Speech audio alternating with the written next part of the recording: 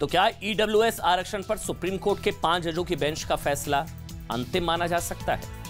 Justice S Ravindra ने EWS आरक्षण के विरोध में फैसला देते हुए कहा कि यह संविधान में समानता की भावना के खिलाफ है। क्या आप इससे सहमत हैं? ये सारे सवाल हमने एक्सपर्ट से पूछे, उनका जवाब आपने सुना कि 75 साल बाद सुप्रीम कोर्ट के नए फैसले से आरक्षण व्यवस्था क्या और एक तरीके से मजबूत हो जाएगी। जस्टिस पारदीवाला ने कहा कि आरक्षण हमेशा के लिए नहीं हो सकता। जस्टिस जे त्रिवेदी ने भी कहा है कि रिजर्वेशन व्यवस्था को री एग्जामिन करने की जरूरत है। तो हमने सवाल पूछा कि क्या कभी आरक्षण व्यवस्था खत्म करने की टाइमलाइन क्या फिक्स हो सकती है। देखिए, इस पूरे मामले की सुनवाई 5 जज कर रहे थे। इनमें chief justice of India UU Lalit, justice Dinesh Maheshwari, justice Bela M Trivedi, justice JP Pardiwala और जस्टिस एस रविंद्र शामिल थे। 5 जजेस। आज आपको जानना चाहिए कि ईडब्ल्यूएस आरक्षण के पक्ष में और इसके विरोध में फैसला सुनाने वाले जजेस ने फैसला सुनाते हुए क्या कहा।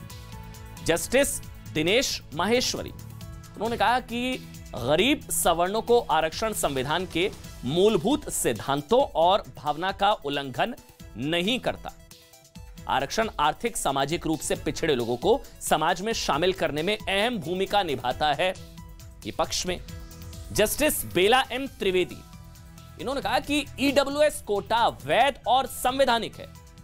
आर्थिक रूप से कमजोर वर्ग को भी एक अलग वर्ग मानना सही होगा। आजादी के 75 साल बाद हमें समाज के हितों के लिए आरक्षण व्यवस्था पर फिर से विचार करने की जरूरत है, जिसका हम जिक्र कर रहे हैं, reservation reform. Justice JP Pardiwala, इनका फैसला भी पक्ष में। उन्होंने कहा कि डॉक्टर अंबेडकर का विचार था, उन्होंने कोट किया डॉक्टर अंबेडकर को, कहा कि डॉक्टर अंबेडकर का विचार था कि आरक्षण की व्यवस्था 10 साल रहे, लेकिन यह अभी तक जारी है।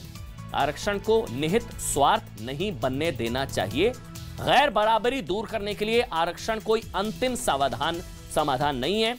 ईडब्ल्यूएस आरक्षण संविधान के किसी प्रावधान का उल्लंघन नहीं करता। 3 जजेस ने ईडब्ल्यूएस आरक्षण के पक्ष में फैसला दिया। जस्टिस एस रविंद्र, उन्होंने कहा कि आर्थिक आधार पर आरक्षण से एससी, एसटी और ओबीसी को बाहर किया जाना असंवैधानिक है। यह समानता की भावना को खत्म करता है। ऐसे में ईडब्ल्यूएस आरक्षण को मैं गलत ठहराता हूं, यह इनकी तरफ से कहा गया। इसके अलावा जस्टिस यूयू ललित, जो कि चीफ जस्टिस ऑफ इंडिया है, उन्होंने भी इसके विरोध में फैसला दिया। उन्होंने कहा कि मैं जस्टिस रविंद्र भट्ट के विचारों से पूरी तरह से सहमत हूं।